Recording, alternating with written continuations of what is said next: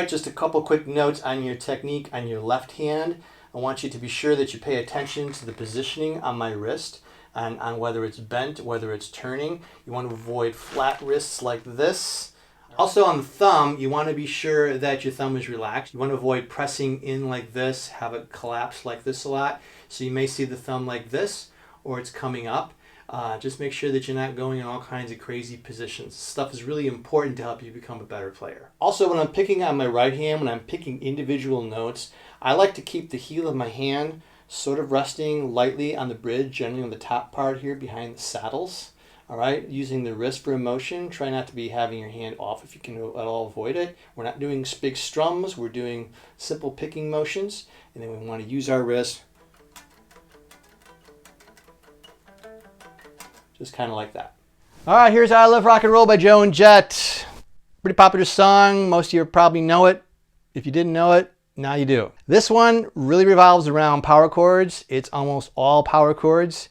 The power chords that we're using is the E. All right. I like putting my pointer finger on these two notes right here, pressing it down like a button on the B and the E notes there, which is on the second fret on the A and the D string. And then the A power chord is played the same way, except we just move our finger up one set of strings and play the A, D, and G string, just like that.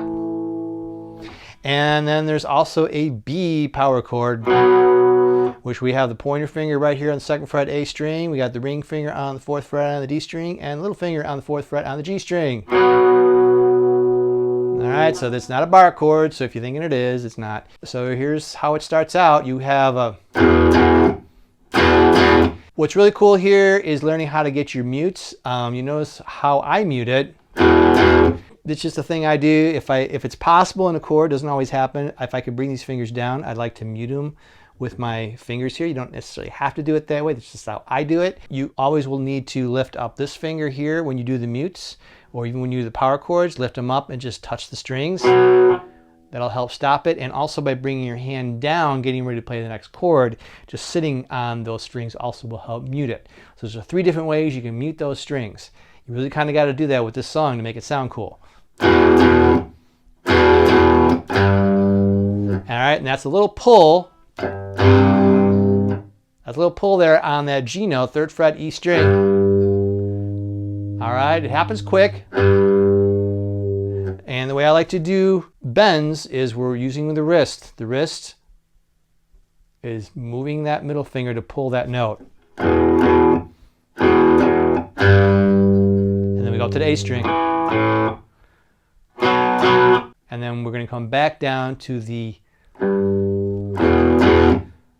low E string. So you're going to see that pull off happening a lot.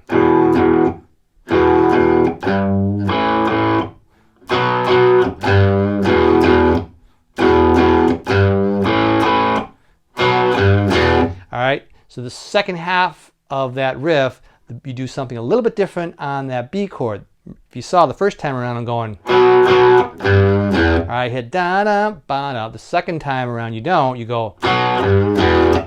So you got to kind of move those fingers around. Now make sure that when you're playing that B chord, you go to that E. You want to keep this pointer finger sitting right here on that B note. So, all right, and then I'll get you that low E power chord. And then that little closing riff.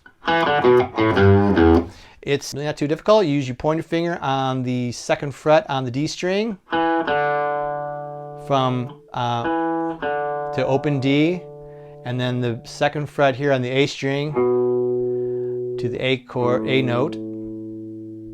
So, and then we're going to use that G note there that we played earlier with the bending. Hey, that was a riff that every beginner guitar player should know. Actually, all guitar players should know. Hey, thanks a lot for watching. Don't forget to subscribe to the video below, like it, and there's a little bell there to get you notifications for stuff that's coming on up. You can also check the whole playlist I've got here for videos to help you become a better player as well. Also, there's a link below that will take you to a section on my website which has access to all kinds of free stuff, exercises, how to find notes, how to change your chords, some guitar tabs, etc., etc. It's there. Click it, take you there, and you can figure out what you want, and hopefully it'll help you out. Thanks a lot for watching, and rock on.